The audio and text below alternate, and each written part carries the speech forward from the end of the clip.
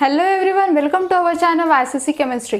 सो guys, हम लोगों ने इनऑर्गेनिक केमिस्ट्री का कोऑर्डिनेशन कंपाउंड कंप्लीट किया था। उसमें हम लोगों का वीबीटी एंड द आईयूपीएसी ये दो चीज़ें बाकी है, ठीक है। वो भी मैं जल्दी कंप्लीट करवा दूंगी आप लोगों का। और थैंक यू सो मच, बहुत ही अच्छा आप लोगों का रिस्पॉन्स है, ऐसे रिस्पॉन्स देते रहो।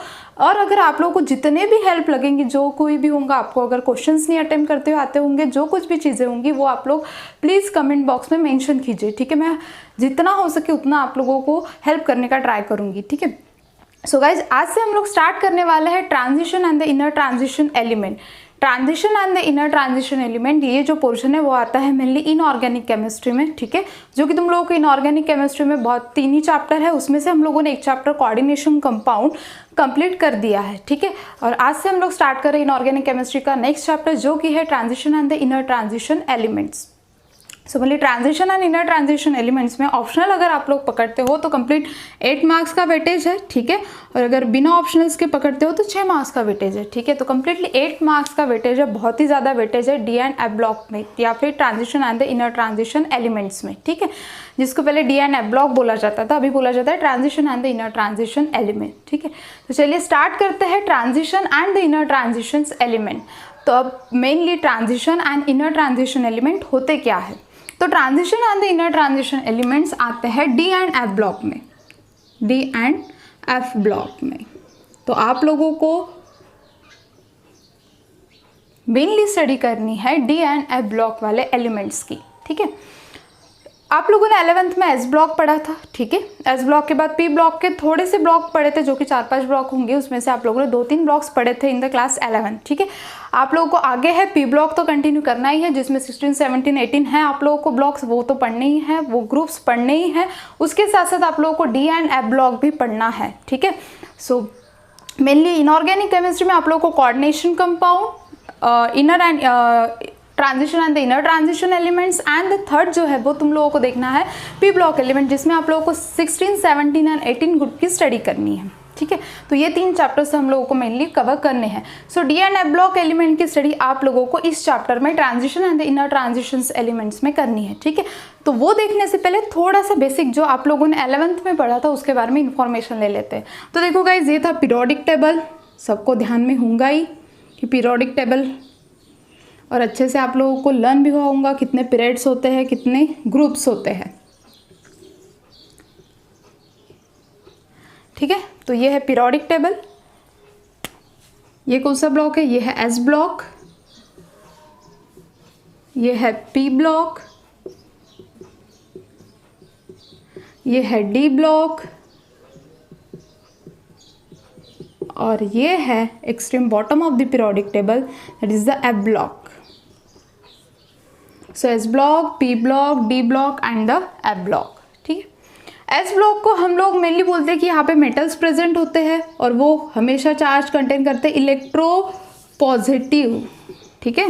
तो हम लोग इसको क्या बोलते हैं, इलेक्ट्रो पॉजिटिव एलिमेंट्स। यहाँ पे कौन से एलिमेंट प्रेजेंट होते हैं गाइज, इलेक्ट्रो पॉजिटिव एलिमेंट, जो कि है मेटल्स। यहाँ पे वैसे देखा जाए मेटल्स, नॉन मेटल्स, मेटलेट्स सारे हैं, तो हम लोग इनको क्या बोलते हैं, electro negative element, electro negative element, ठीक है। और अब हम लोगों को देखना है इन दोनों में क्या होता है, ठीक है। सो मेनली पीरियड कितने होते हैं, 7, ग्रुप कितने होते हैं, 18, टोटल एलिमेंट्स कितने हैं, 118 एलिमेंट्स, कितने हैं, 118 एलिमेंट्स। टोटल पीरियड होता है 7, ग्रुप होता है 18 एंड द एलिमेंट्स है 118 एलिमेंट्स, ठीक है। तो अब S block and the P block, S block में electropositive element, P block में होता है electronegative element, and D block में जो प्रेजेंट होते हैं उनको हम लोग बोलते हैं ट्रांजिशन एलिमेंट्स, ट्रांजिशन एलिमेंट। कौन से एलिमेंट बोलते हैं हम लोग इनको, ट्रांजिशन एलिमेंट्स। और एफ ब्लॉक में जो प्रेजेंट होते हैं उनको हम लोग बोलते हैं inner transition element, inner transition element. कौन सा element, inner transition element. Mainly S block में 2 ग्रुप होता है, 1 एंड 2, डी ब्लॉक में 3 to 12, पी ब्लॉक में 13 to 18। कितने ग्रुप्स होते हैं, 13 to 18। So first block contain करता है 2 ग्रुप, जो कि है 1 and 2, डी ब्लॉक कंटेन करता है 3 to 12 and the P block contain करता है 13 to 18। और नीचे वाला कौन सा है, एफ ब्लॉक एलिमेंट। अभी हम लोगों को मेनली स्टडी करनी है ट्रांजिशंस एलिमेंट की। तो हम लोगों ने बोला ये कौन से इसमें आता है, डी ब्लॉक्स में आता है, ठीक है, और ये किस में आता है, एफ ब्लॉक में। तो डी ब्लॉक की डेफिनेशन क्या होंगी, डेफिनेशन की अगर बात करूंगी तो डेफिनेशन होंगी the last electron enters into the d subshell are called d block element। जैसे कि अगर आप लोग देखोगे एग्जाम्पल हम लोग लेते हैं फ्रॉम स्कैंडियम टू जिंक, अगर स्कैंडियम की बात करते हैं तो 1s2 2s2 2p6 3s2 3p6, ठीक है, कितने हो गए ये 10 4s2 3d1, ठीक है। तो अगर यहाँ तक के हम लोगों के कितने इलेक्ट्रॉन्स पुट हो गए 20, ठीक है, यहाँ पे कितना कर दिया हम लोगों ने 1। सो लास्ट इलेक्ट्रॉन कहाँ पे एंटर हो रहा है, डी सबशेल में, इसलिए हम लोग उसको क्या बोलते हैं, डी ब्लॉक एलिमेंट। कौन सा block element, D block element. और इस डी ब्लॉक एलिमेंट को ट्रांजिशन एलिमेंट्स बोला जाता है। कौन सा एलिमेंट बोलते हैं हम लोग इनको, ट्रांजिशन एलिमेंट, ठीक है। अब ये ट्रांजिशन एलिमेंट क्यों बोला जाता है, ट्रांजिशन मतलब क्या होगा, ठीक है, ट्रांजिशन मतलब अब आएगा यहाँ पे पार्शियली और the incompletely filled n-1 d orbital. अब देखो सबसे पहले शांति से सुनो कि क्यों ऐसा होता है। देखो साइड में एस ब्लॉक है और इसके साइड में है P block. S block contain करता है इलेक्ट्रोपॉजिटिव एलिमेंट, इनके ऊपर पॉजिटिव चार्ज होता है, इनके ऊपर होता है निगेटिव चार्ज। अब देखो एक साइड पे पॉजिटिव दूसरे साइड पे निगेटिव, इनके बीच में आ रहा है ट्रांजिशन एलिमेंट। तो बीच में कैसा है, वो सैंडविच के जैसा है, ऊपर एक ब्रेड रख दी, नीचे मैंने एक रख दी, और बीच वाला जो मटेरियल है वो मिलेगा तुम लोगों को डी ब्लॉक वाला, ठीक है। सो बीच वाला जो है वो क्या बनेगा हम लोगों का, डी ब्लॉक वाला मटेरियल। सो यहाँ पे ट्रांजिशन एलिमेंट्स मतलब क्या होता है कि डी ब्लॉक एलिमेंट को हम लोग ट्रांजिशन एलिमेंट इसलिए बोलते हैं क्योंकि S block element contain the electropositive and the P block element कौन से होते हैं, इलेक्ट्रोनिगेटिव। इन दोनों के बीच में आता है डी ब्लॉक एलिमेंट, और इसीलिए हम लोग उनको बोलते हैं ट्रांजिशन एलिमेंट। कौन से एलिमेंट, ट्रांजिशन एलिमेंट। तो यहाँ पे होगा क्या, आइदर वो पॉजिटिव और निगेटिव बोथ चार्ज कंटेन करेगा, दोनों के दोनों चार्ज उसके ऊपर होंगे। आइदर उनके ऊपर पॉजिटिव भी हो सकता है, नहीं तो क्या हो सकता है, निगेटिव भी हो सकता है। क्यों, क्योंकि वो बीच में आ रहा है, तो वो कैसा देगा, दोनों के जैसा बिहेवियर देगा। आइदर वो कभी पॉजिटिव हो सकता है, नहीं तो क्या होगा, वो कभी निगेटिव होगा, और इसीलिए हम लोग उनको क्या बोलते हैं, ट्रांजिशन एलिमेंट। कौन सा एलिमेंट, ट्रांजिशन एलिमेंट। एक हो गया यही रीजन। दूसरा रीजन क्या है, द ट्रांजिशन एलिमेंट की डेफिनेशन क्या होंगी, ट्रांजिशन एलिमेंट मतलब क्या होता है, इनमें पार्शियली और incompletely filled n-1 d orbital होता है, ठीक है, पार्शियली और the incompletely filled n-1 d orbital in their elementary state और in their oxidation state, common oxidation state. जैसे कि देखो d10 है, d कितना है गाइस, d की कैपेसिटी कितने इलेक्ट्रॉन्स की होती है, 10 इलेक्ट्रॉन्स की होती है, ठीक है। तो पार्शियली मतलब क्या होता है, हाफ। कंप्लीटली मतलब क्या है, उसके सारे के सारे इलेक्ट्रॉन्स क्या है, फुल फिल्ड है। सो पार्शियली और incompletely filled n-1 d orbital, ठीक है। तो अगर पार्शियली हाफ बोला तो d में कितने इलेक्ट्रॉन्स की कैपेसिटी है, 10, उसका हाफ बोले तो कितना हो जाएगा, d5, ठीक है।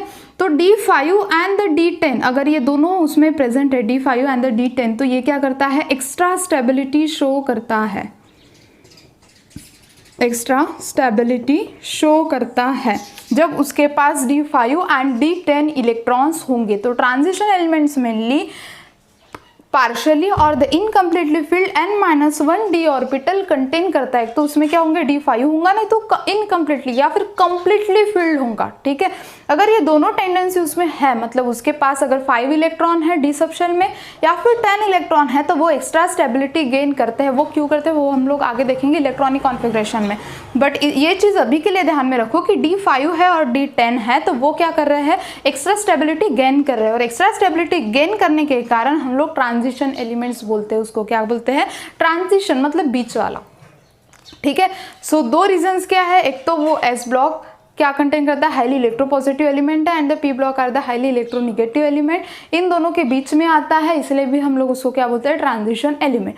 दूसरा क्या है कि पार्शियली और the incompletely filled n-1 d orbital present होता है। कैसा, पार्शियली और the incompletely filled n-1 d orbital होने के कारण भी हम लोग उसको क्या बोलते हैं, ट्रांजिशन एलिमेंट्स। कौन से एलिमेंट बोलते हैं, ट्रांजिशन एलिमेंट्स। क्लियर। तो ये तो था कि हम लोग उनको ट्रांजिशन एलिमेंट्स क्यों बोलते हैं, ठीक है। देन उसके बाद अब हम लोग डिस्कस करने वाले हैं कि इसकी पोजीशंस क्या है, ठीक है। तो mainly in the transition element मतलब in the D block element series कितनी है, 4 सीरीज है, 3D, 4D, 5D and 6D। 3D, 4D, 5D and 6D। अगर लास्ट इलेक्ट्रॉन एंटर हो रहा है 3D में, ठीक है, 3D में, तो उसको हम लोग क्या बोलेंगे, 3D सीरीज। अगर लास्ट इलेक्ट्रॉन एंटर हो रहा है 3D में तो हम लोग उसको क्या बोलेंगे, 3D सीरीज। अगर लास्ट इलेक्ट्रॉन एंटर हो रहा है 4D में तो हम लोग उसको क्या बोलेंगे, 4D सीरीज। अगर लास्ट इलेक्ट्रॉन एंटर हो रहा है 5D में तो हम लोग उसको क्या बोलेंगे, 5D series. And the 6D में भी सेम कि लास्ट इलेक्ट्रॉन एंटर हो रहा है अगर 6D सीरीज में तो हम लोग उसको क्या बोलेंगे, 6D, ठीक है, सीरीज। हर यहाँ पे जितने भी from 3D to 5D 10 elements contain करते हैं हर सीरीज। बट ये जो 6D है ये थोड़ी सी क्या है, इनकम्प्लीट सीरीज है, अभी तक के कंप्लीट नहीं हुई, ठीक है, इनकम्प्लीट सीरीज है। बट हर एक सीरीज में यहाँ पे फ्रॉम 3D टू 5D हर सीरीज कितने एलिमेंट्स को कंटेन करेंगी, 10 एलिमेंट्स को। कितने एलिमेंट्स को, 10, ठीक है। तो सबसे पहले तो हम लोगों को जो देखना है इस पूरे चैप्टर में वो सिर्फ और सिर्फ कौन सी सीरीज देखनी है, 3D सीरीज, ठीक है। 4D और 5D का बहुत ज़्यादा डिस्क्रिप्शन आप लोगों को नहीं दिया है, बहुत शॉर्टकट में दिया है, ठीक है, वो भी डिस्कस करेंगे, बहुत शॉर्टकट में दिया है आप लोगों को। तो 3D मेनली आप लोगों को ज़्यादा फोकस के साथ डिस्कस करनी है और उसको पढ़ना भी है बहुत अच्छे से, ठीक है। चैप्टर अगर देखोगे गाइस तो बहुत ईजी है, अगर आप लोग फोकस के साथ चलते हो, जितनी भी चीज़ें वो क्लियर रखते हो। अगर आप लोग का पीरियोडिक टेबल क्लियर होगा तो ये थोड़ा सा डिफिकल्ट नहीं जाता इधर पढ़ने के लिए, ठीक है। सो पीरियोडिक टेबल क्लियर रखो, तो इसीलिए ये चैप्टर के ऊपर वेटेज भी बहुत ज़्यादा 8 मार्क्स का वेटेज है, ठीक है। अगर ऑप्शन के साथ पकड़ते और बिना ऑप्शन के 6 मार्क्स का, ठीक है। तो उस हिसाब से आप लोग सारी चीज़ें 1 बाय 1 क्लियर रखो। तो हम लोगों ने अभी तक के क्या देखा वो फिर से एक बार रिवाइज करते हैं। मेनली डी ब्लॉक एलिमेंट हम लोग क्यों बोलते हैं, क्योंकि लास्ट इलेक्ट्रॉन किस में एंटर होता है, डी सबशेल में, ठीक है। ट्रांजिशन एलिमेंट्स क्यों बोला जाता है, because the properties are intermediate between the S block, ठीक है, जो एस ब्लॉक है highly electropositive S block element and the highly electronegative P block element. इसी के कारण हम लोग उसको क्या बोलते हैं, transition element. Then transition element are defined as a partially और the incompletely filled n-1 d orbital in their elementary state and its their common oxidation state, ठीक है। Elementary state and the common oxidation state में यहाँ पे क्या होता है, एक तो पार्शियली फील्ड और द इनकम्प्लीटली फील्ड होता है, जिसके कारण वो एक्स्ट्रा स्टेबिलिटी गेन करता है। इसके कारण भी हम लोग उसको क्या बोलते हैं, ट्रांजिशन एलिमेंट्स। क्लियर, समझ में आ गया, ठीक है। चलो तो आगे जाते हैं। नेक्स्ट है हम लोगों का पोजीशन। सो पोजीशन क्या है इसकी, तो तुम लोग देखोगे यहाँ पे, हाँ, और एक चीज़ ध्यान में रखना, कौन से सीरीज देखने हम लोगों को, 3D, 4D, 5D and 6D। मतलब इस कंप्लीट डी ब्लॉक एलिमेंट में कितनी सीरीज आती है, 4 series, 3D, 4D, 5D and 6D series, ठीक है। अब देखो position in the periodic table, उसकी पोजीशन क्या है। तो ग्रुप देखोगे आप 3 to 12, ठीक है। ग्रुप कौन सा है यहाँ पे, 3 to 12 देखोगे तो S block and P block के बीच में आता है। ग्रुप कितने प्रेजेंट होते हैं, फ्रॉम 3 to 12 ग्रुप प्रेजेंट होते हैं। एंड द पीरियड कितने होते हैं, 4 to 7, ठीक है। पीरियड कितने होते हैं यहाँ पे, 4 to 7, ठीक है। तो टोटल पीरियड होते हैं यहाँ पे 4 to 7। क्लियर, ठीक है। तो पोजीशन तो क्लियर हो गई। अब इसके बाद हम लोगों को देखना है कि इलेक्ट्रॉनिक कॉन्फ़िगरेशन आप लोग कैसे देखोगे इसका, ठीक है, जो कि मोस्ट इंपॉर्टेंट है। उसके पहले आप लोग ये जो लिखवा के दिया है वो शॉर्टकट में है, तो इसका एक स्क्रीनशॉट निकाल लो।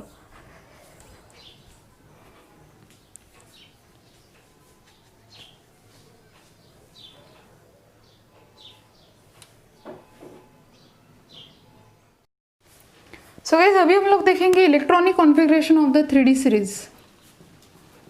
इलेक्ट्रॉनिक कॉन्फ़िगरेशन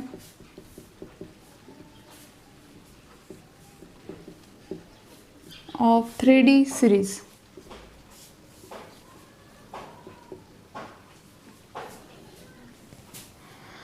लेकिन उसके पहले आप लोगों को इलेक्ट्रॉनिक कॉन्फ़िगरेशन कैसे फाइंड आउट करते हैं वो सारी चीज़ें आनी चाहिए, ठीक है। तो देखो, फर्स्ट ट्रांजिशन सीरीज एक्सटेंड कहाँ से कहाँ तक की हो रही है? From scandium to zinc, from scandium to zinc. So scandium atomic number 21 to zinc atomic number 30, ठीक है। So first transition series extend from the scandium to zinc. Scandium to zinc में हम लोग दो वे से लिखते हैं इलेक्ट्रॉनिक कॉन्फ़िगरेशन। एक तो रहता है हम लोग का expected electronic configuration and second रहता है कंडेंस इलेक्ट्रॉनिक कॉन्फ़िगरेशन। तो हम लोग यहाँ पे जो देखेंगे वो देखेंगे कंडेंस इलेक्ट्रॉनिक कॉन्फ़िगरेशन। और कंडेंस इलेक्ट्रॉनिक कॉन्फ़िगरेशन में हम लोग क्या लेते हैं? इनर्ट गैसेस, ठीक है। तो यहाँ पे हम लोग कौन सा लेते हैं? Argon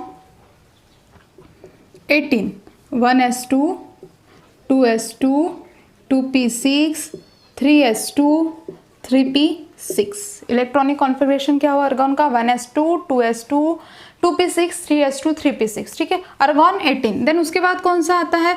potassium and calcium. तो यहाँ पे 3p6 हो गया। अब कैल्शियम में किस में फिलअप होंगे? नेक्स्ट इलेक्ट्रॉन फिलअप होंगे 4s में, ठीक है। और कब तक के मिलेगा वो तुम लोगों को? 4s2।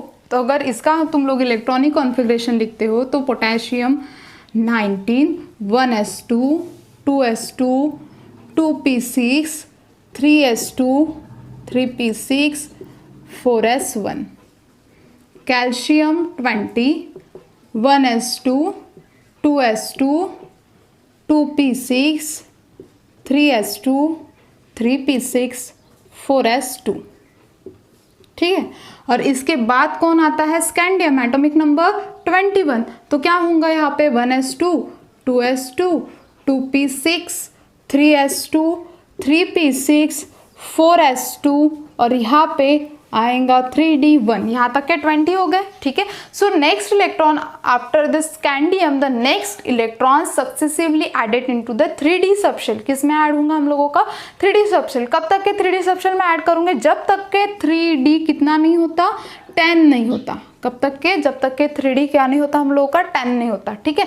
सो के पोटेशियम अगर आप लोग देखोगे तो 4s1 एंड 4s2। अब हम लोगों ने 4s1 एंड 4s2 में क्यों पुट किया? 3d में क्यों नहीं किया? क्योंकि 4s जो है उसकी कैपेसिटी, उसका ये क्या है, एनर्जी क्या है उसकी? लोअर है as compare to 3d। 3d क्या होती है? हाई होती है, ठीक है। एक रूल है n+l rule. According to this rule 4s की जो एनर्जी है वो क्या होती है? लोअर होती है। सो लोअर एनर्जी वाला क्या करेंगे? जल्दी से फिलअप कर लेंगे। सो लोअर एनर्जी होने के कारण हम लोग सबसे पहले इलेक्ट्रॉन किस में फिलअप कर रहे हैं? 4s में। और देन किस में जा रहे हैं? 3d में जा रहे हैं। किस में जा रहे हैं? 3d में, ठीक है। And according to the Aufbau principle, according to the Aufbau principle क्या बोलता है कि हम लोग किस वे से अरेंज करते हैं? इंक्रीजिंग मैनर में, ठीक है। जितने भी ऑर्बिटल सबस्टेट्स हम लोग ले रहे हैं वो किस हिसाब से अरेंज करते हैं? इंक्रीजिंग ऑर्डर में, ठीक है। उसकी एनर्जी लेवल क्या होनी चाहिए? इंक्रीज इंक्रीज इंक्रीज इंक्रीज होनी चाहिए, ठीक है, ना कि डिक्रीज। सो ऑब्वियस है 4s है, 4s की क्या होती है? कम होती है। सबशेल की कितने की कैपेसिटी है? 2 की कैपेसिटी है। सो ऑब्वियस उसकी एनर्जी क्या है? लोअर है एज कम्पेयर टू डी की कितनी की कैपेसिटी है? 10 इलेक्ट्रॉन्स की है। तो इसलिए हम लोग क्या करेंगे? फ्रॉम कैल्शियम तक के हम लोग 4s में करेंगे। देन ये फुलफिल्ड हो गया। देन हम लोग after the scandium each electron fill up into the D subshell. कब तक के डी सबशेल में हम लोग फिलअप करते जाएंगे? जब तक के 3d कितना नहीं आता? 10 नहीं आता। 3d कितना नहीं आता? 10। जब 3d 10 मिलेगा तब हम लोग क्या करेंगे? वहाँ पे उसको स्टॉप कर देंगे, ठीक है। अब देखते हैं कि हम लोगों का scandium to zinc electronic configuration क्या होता है। तो from scandium to zinc circle,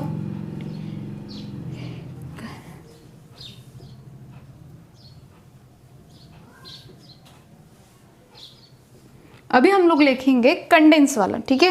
electronic configuration कैसा लिखते हैं? कंडेंस वाला। तो देखो in the condense electronic configuration हम लोग क्या लेते हैं? इनर्ट गैसेस लेते हैं। सो आर्गॉन 18, ठीक है, 4s2, 3d1। Then atomic number 22, 23, 24, 25, 26, 27, 28, 29 and 30, ठीक है। सो आर्गॉन 18, 4s2, 3d2।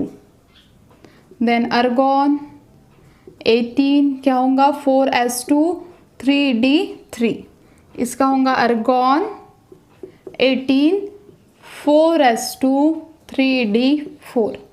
इसका होगा अर्गॉन 18 4s2 3d5, अर्गॉन 18 4s2 3d6 बराबर है 18 और ये दो 20 21, ठीक है। Argon 18 4s2 3d7, अर्गॉन 18 4s2 3d8, अर्गॉन 18 4s2 3d9 and argon 18 4s2 3d10। अब देखो अर्गॉन 18, ठीक है, 18 + 2 20, 20 + 1 21, सो 18 यहाँ पे 18 + 2 20, 20 + 2 22, ठीक है। 18 18 + 2 20, 20 + 2 23, ठीक है। देखो 23, इसी वजह से हम लोग यहाँ पे क्या करते जाएंगे, ऐड करते जाएंगे, ठीक है। अब देखो यहाँ पे दो एक्सेप्शन है जो कि मोस्ट इंपॉर्टेंट है, हर बार आप लोगों को एग्जाम्स में क्वेश्चन पूछा जाता है कि क्रोमियम एंड द कॉपर, ये दो हम लोगों को एबनॉर्मेलिटीज क्यों शो करते हैं, ठीक है। इसका क्वेश्चन हर बार एग्जाम में आता ही है। सो क्रोमियम एंड कॉपर, ये दो हम लोगों को एबनॉर्मेलिटीज क्यों शो करते हैं, इसका रीज़न क्या है, ठीक है। तो अब जो रीज़न बता रही हूँ वो ध्यान से देखो। देखो ये जो हम लोगों ने यहाँ पे लिखा है वो क्या है, एक नॉर्मल इलेक्ट्रॉनिक कॉन्फ़िगरेशन ऐसा होना चाहिए, ठीक है।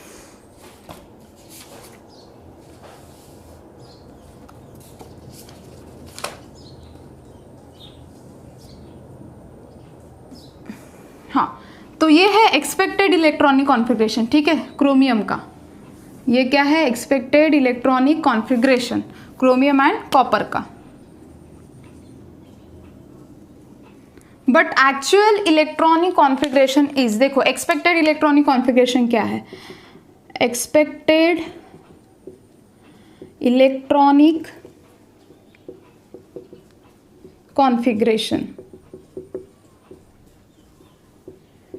एंड एक्चुअल देखते हैं, एक्चुअल इलेक्ट्रॉनिक कॉन्फ़िगरेशन। एक्सपेक्टेड दिया है क्रोमियम 24, अर्गॉन 18 4s2 3d4, और दूसरा दिया है कॉपर 29, अर्गॉन 18 4s2 3d9, ठीक है। ये है expected electronic configuration and actual electronic configuration is 24, अर्गॉन 18 4s1 3d5 and chromium 29, अर्गॉन 18 4s1 3d10, 4s1 3d10। अब ऐसा क्यों हुआ, ये दोनों ही केसेस में हम लोगों ने ऐसा क्यों किया, देखो। तो first reason half filled and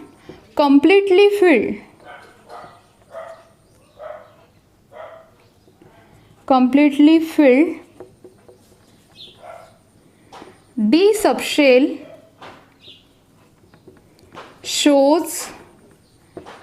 shows extra stability। देखो half filled and completely filled, ठीक है। और सेकंड है कि 4s and 3d energy level gap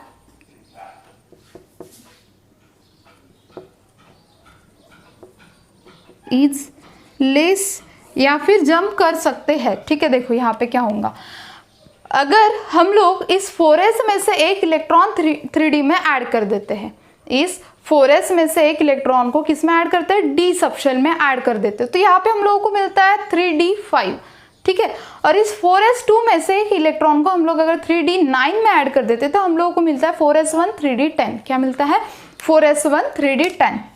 so देखोगे d की कैपेसिटी टोटल 10 इलेक्ट्रॉन की है, अगर उसमें 10 इलेक्ट्रॉन फिलअप हुए हैं और वो पेयर्ड के फॉर्म में है, इस फॉर्म में वो फिलअप करवा दिए गए हैं, तो जहाँ पे इस वे से अरेंजमेंट है तो ये क्या है, स्टेबल है। अब इसमें से अगर मुझे इलेक्ट्रॉन निकालना है तो मुझे ज़्यादा एनर्जी लगेगी, बट डी अगर 10 हो गया मतलब वो क्या हो गया, स्टेबल हो गया। ठीक है, उसको किसी की ज़रूरत है क्या, अभी किसी और से इलेक्ट्रॉन लेने की ज़रूरत है क्या, नहीं है। ठीक है, अगर ये इनकम्प्लीटली फील्ड रहता, मतलब इसमें क्या रहती, इलेक्ट्रॉन्स की कमी रहती, तो ये क्या करता, किसी और के साथ बॉन्ड का फॉर्मेशन करता और स्टेबिलिटी गेन करता। बट यहाँ पे क्या है, यहाँ पे है कम्प्लीटली फील्ड, कितने हैं, D10। तो D10 है तो उसको किसी के साथ बॉन्ड का फॉर्मेशन करने की ज़रूरत है क्या, बिल्कुल भी नहीं है। ठीक है, क्योंकि वो खुद ही क्या हो गया है, स्टेबल हो गया। ठीक है, और उसके बाद अगर D5 है तो D5 है मतलब सारे कैसे रहे, अनपेयर्ड है, सारे कैसे हैं, अनपेयर्ड है। अगर अनपेयर्ड है फिर भी क्या है, सारे फुल फील्ड है, हाफ फील्ड है बट कैसे है, फुल फील्ड। सब उनके पास, हर एक के पास एक एक अनपेयर्ड इलेक्ट्रॉन प्रेजेंट है, तो वो इजीली किसी के भी साथ बॉन्ड का फॉर्मेशन कर सकते हैं, क्योंकि उनके पास एक ही है, उसमें से अगर मुझे इलेक्ट्रॉन चाहिए और बॉन्ड का फॉर्मेशन करना है तो वो इजीली कर सकते हैं। इसी के कारण हम लोग बोल रहे हैं कि half filled and the completely field. Half field मतलब ऑब्वियस है 10 का हाफ क्या हो जाएगा, 5। ठीक है, so half filled and the completely filled D subset shows the extra stability. जो half filled and the completely filled होता है वो क्या शो करता है गाइज, हम लोगों को एक्स्ट्रा स्टेबिलिटी शो करता है, और इसके कारण हम लोग बोलते हैं कि half filled and the completely field shows the extra stability।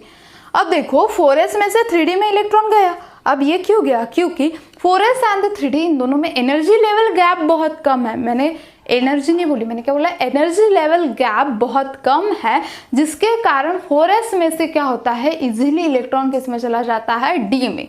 किस में चला जाता है, d में। ठीक है, फिर से एक बार बता देती हूँ कि हम लोगों ने 4s में से एक इलेक्ट्रॉन को कहाँ पे ट्रांसफर किया, d में ट्रांसफर किया, क्योंकि हम लोग बोलते हैं कि half filled and the completely field shows the extra stability.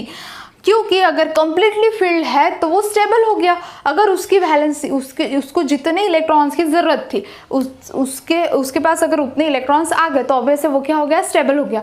तो इसके कारण हम लोग बोलते हैं कि completely field shows the extra stability. But half field क्यों, अब हाफ फील्ड है, सारे क्या है, अनपेयर्ड है, अनपेयर्ड है तो ऑब्वियसली किसी के भी साथ बॉन्ड का फॉर्मेशन करके पेयर्ड में आ जाएंगे और जल्दी से स्टेबिलिटी गेन कर लेंगे। ठीक है, तो ये दो रीजंस है, half filled and the completely field shows extra stability. उसके बाद 4s एंड द 3d इन दोनों में एनर्जी लेवल गैप क्या है, बहुत ही ज़्यादा कम है, जिसके कारण 4s में से इजीली इलेक्ट्रॉन 3d में क्या करता है, जंप करता है, और वो हम लोगों को एबनॉर्मल बिहेवियर शो करता है।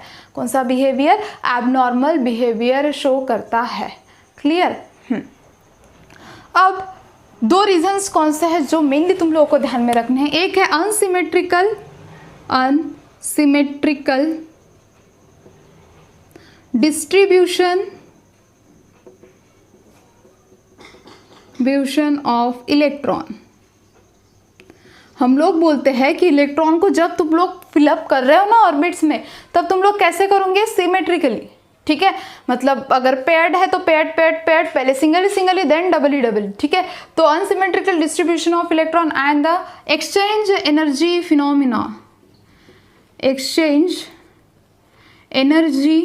फिनोमिना इन दो फिनोमिना के बेसिस के through chromium and the copper shows the abnormalities. Chromium and copper हम लोगों को एबनॉर्मेलिटी शो करता है। एक तो है unsymmetrical distribution of electron, electron को हम लोग कैसे करते हैं, सिमेट्रिकली फिलअप करते हैं, पहले सिंगली और देन बचा तो डबली, और देन बचे तो पूरे के पूरे हम लोग एक तो पेयर्ड में लाएंगे, नहीं तो कैसे रखेंगे, अनपेयर्ड में रखेंगे।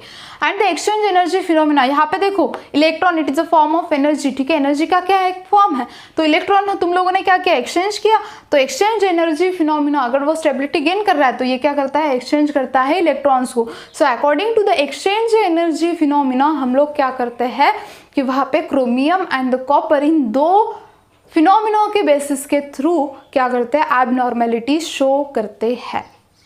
समझ में आ गया, बहुत ही ज़्यादा इंपॉर्टेंट है, हर बार इसके ऊपर एग्जाम्स में क्वेश्चंस पूछे जाते हैं कि why the chromium and the copper shows the abnormalities in the 3D series. So main reason क्या है, एक्सपेक्टेड इलेक्ट्रॉनिक कॉन्फ़िगरेशन है 4s2 3d4, argon 4s2 3d4 and the copper का एक्सपेक्टेड इलेक्ट्रॉनिक कॉन्फ़िगरेशन है argon 18 4s2 3d9, but actual electronic configuration is the argon 18 4s1 3d5 and the argon 18 4s1 3d10। क्यों ऐसा किया गया, क्यों उसने 4s में से एक इलेक्ट्रॉन 3d में डाला और यहाँ पे 4s में से 3d 9 में डाला है, क्योंकि half filled and the completely filled show the extra stability. And then 4s and 3d में एनर्जी लेवल गैप बहुत कम होने के कारण 4s में से इजीली इलेक्ट्रॉन 3d में जंप करते हैं। और दो फिनोमिना यहाँ पे एप्लीकेबल होते हैं जो कि unsymmetrical distribution of electron and then the exchange energy phenomena. ठीक है, सो आप लोगों को जितना आज एक्सप्लेन किया वो समझ में आ गया होगा। ठीक है, आज जो पढ़ा हम लोगों ने इलेक्ट्रॉनिक कॉन्फ़िगरेशन वो मोस्ट इंपॉर्टेंट है, क्योंकि इंट्रोडक्शन आप लोगों के जो टेक्स्ट बुक से है वो रिड्यूस करवा दिया है। ठीक है, पोजीशन और तुम लोगों को है इलेक्ट्रॉनिक कॉन्फ़िगरेशन, बस उतना ही हम लोगों को देखना है। ठीक है, सो गाइज अगर आप लोगों को आज की वीडियो अच्छी लगी होंगी तो प्लीज़ लाइक शेयर और सब्सक्राइब करना मत भूलें, आप लोगों के फ्रेंड के साथ भी शेयर कीजिए। और नेक्स्ट वीडियो में हम लोग देखने वाले हैं इसके आगे वाला पोर्शन जो कि ऑक्सीडेशन स्टेट, मोस्ट इंपॉर्टेंट, कैसे फाइंड आउट करते हैं वो सारी चीज़ें हम लोग डिस्कस करेंगे नेक्स्ट वीडियो में। Thank you so much.